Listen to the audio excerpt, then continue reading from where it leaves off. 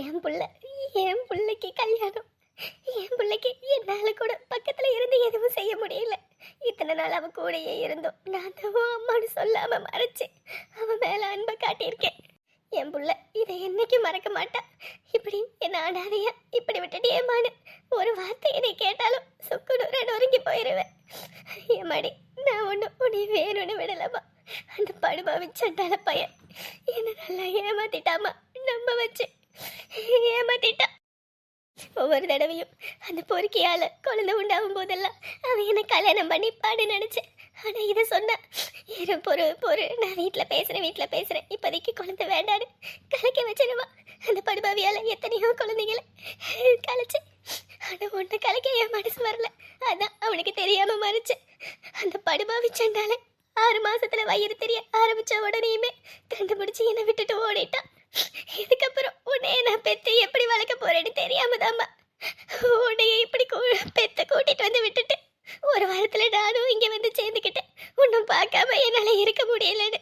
என் கூட வந்து நீ கஷ்டப்பட்டு கஞ்சி குடிக்க கூடாதுதான் உன்னை பாதுகாப்புன்னு ஒரு இடத்துல விடணும்னு இங்க எப்படியாவது உன் கூடவே நான் இருக்கணும்னு நினைச்சுதாம்மா இதெல்லாம் பண்ணினேன்.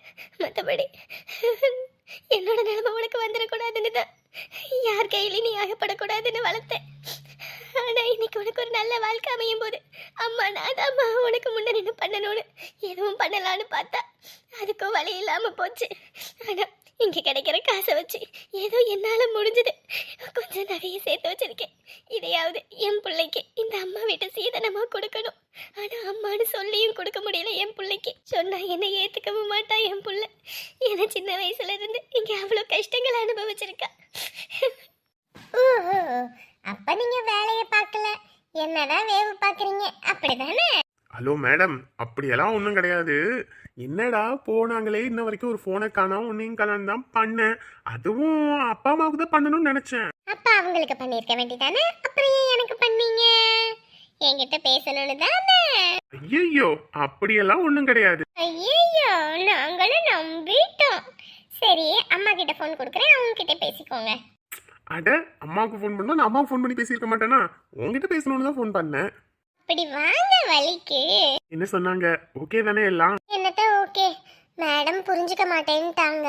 உங்களையெல்லாம் நம்புற மாதிரியே இல்ல, நம்பிக்கையே இல்ல அப்படின்னு சொல்லிட்டாங்க. ஏய் லைலா, என்ன சொல்ற? நிஜமாவா? ஆமா, நான் எதுக்கு போய் சொல்றேன்? வேணா அம்மாவுக்கு ஃபோன் பண்ணி கேளுங்க. சரி, நீ ஃபோனை வை, நான் அம்மாவுக்கு ஃபோன் பண்ணிக்கிறேன். ஹலோ ஒரு நிமிஷம். நீங்களும் நானும் கல்யாணம் பண்ணிக்கணுன்ற நோக்கத்துல பேசினது கூட கிடையாது. ஏதோ ஃப்ரெண்ட்லியா இருந்தோம். இப்ப மட்டும் என்ன வீட்டுல இப்படி முடிவு சொன்ன உடனேயுமே ஐயா இப்படி பதறீங்க? அப்படின்னு இல்ல, உன்னை பார்த்த போதே எனக்கு பிடிச்சி போச்சு. ஆனா வெளியே தான் காட்டிக்கல. பட் இப்போ நீ எனக்கு நான் ஆனதுக்கு அப்புறம் அவங்க வேண்டாம்னு சொன்னா மனசு கஷ்டமா இருக்குல்ல. ஓஹோ, அதெல்லாம் முன்னாடி சொல்லவே இல்ல. சொன்னாதான் புரியணுமா? ஏன் பார்த்தா புரியாதா? வீட்ல இருந்தா அப்ராணி கணக்கா மூஞ்சி வச்சுக்க வேண்டியது, போன்ல என்ன மாதிரி வாயே. இதே நேர்ல பார்த்து என்ன பிடிச்சிருக்குன்னு சொல்லுவீங்களா நீங்க? இப்பயே வரட்டுமா? இப்பயே அங்க வந்து சொல்லட்டுமா? சொல்லு. சரி வாங்க பாப்போம், வாங்க வந்து நேரா சொல்லுங்க பாப்போமே. வேலை இருக்கு, வேலையா இருக்கேன், வேலையை முடிச்சிட்டு வரேன். அதுக்குள்ள நாங்களே அங்க வந்துருவோம். ஏப்பா நீ சொல்லுப்பா, என்னப்பா சொன்னாங்க? எல்லாம் ஓகே தான் சொல்லிட்டாங்க. இது சொல்றதுக்கு உனக்கு இவ்வளவு நேரமா? நான் கூட என்னமோ ஏதோன்னு பதறி போயிட்டேன். பாக்குறதுக்கு அப்ராணி மாதிரி, ஆனா பேச்சு பாரு பேச்சு. சரி சரி, விடு விடு. இப்போ எல்லாம் ஓகே தானே? நான் போயிட்டு ஃப்ரீயா ரிலாக்ஸா என்னோட ஒர்க்கை பார்க்கலாம் தானே? பாருங்க சார், உங்க ஒர்க்கை ரிலாக்ஸா ஃப்ரீயா பாருங்க. ஓகே, ஃப்ரீ ஆயிட்டு நாங்க கிளம்பும் போது கூப்பிடுறேன். Okay okay. வெளியே இருக்குது லைலா மாதிரி இருக்கு. லைலா கூப்பிட்டு நகையை கொடுக்கலாம். லைலா அந்த வரேம்மா. என்னம்மா வேலையாந்தியா? அப்படியெல்லாம் ஒன்றும் இல்லைம்மா, அவர் ஃபோன் பண்ணியிருந்தாரு, அதான் பேசிட்டு இருந்தேன். யாருமா? மாப்பிள்ள தம்பியா? ஆமாம்மா. அட, அவரோட ஃபோட்டோ உங்ககிட்ட காட்டவே இல்லைல்ல, இருங்க காட்டுறேன். இவரு தான் நான் கட்டிக்க போறவரு. அழகா இருக்காருமா. 2 பேரும் அழகா இருப்பீங்க. உனக்குன்னே அமைஞ்ச பையன் மாதிரி இருக்கு. பார்க்கறதுக்கும் அப்ராணி கணக்கா இருக்கு. ஆமாம்மா, ரொம்ப நல்லவர் தான். எம்மாடி, கல்யாணம் இங்கே வைக்கிறாங்களாமா இல்லை எப்படிம்மா? அவங்க சொந்த பந்தம்னு எல்லாரும் வந்துதான் கல்யாணம் பண்ணணும் அப்படின்னு சொன்னாங்க. அதான் எப்படின்னு தெரியல. சரிம்மா, சரி. இந்தா மா, என்னது இது?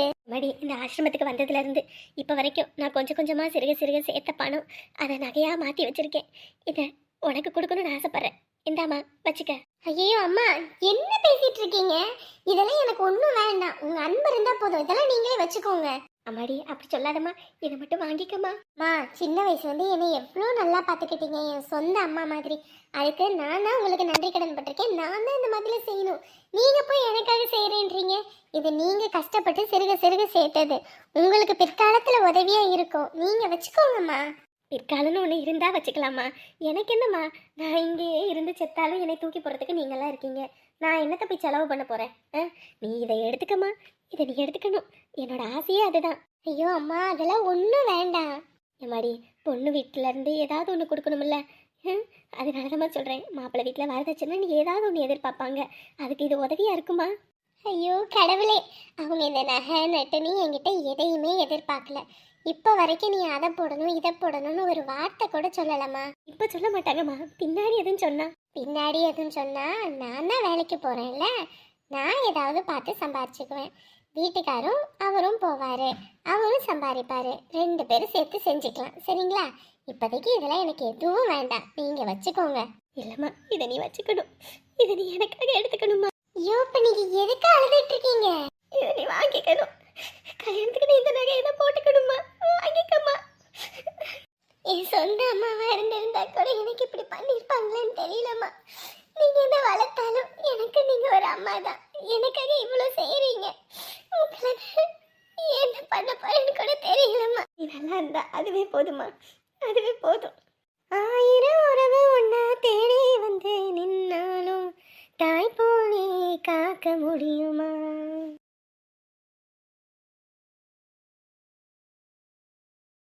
தம்பி, எப்பா?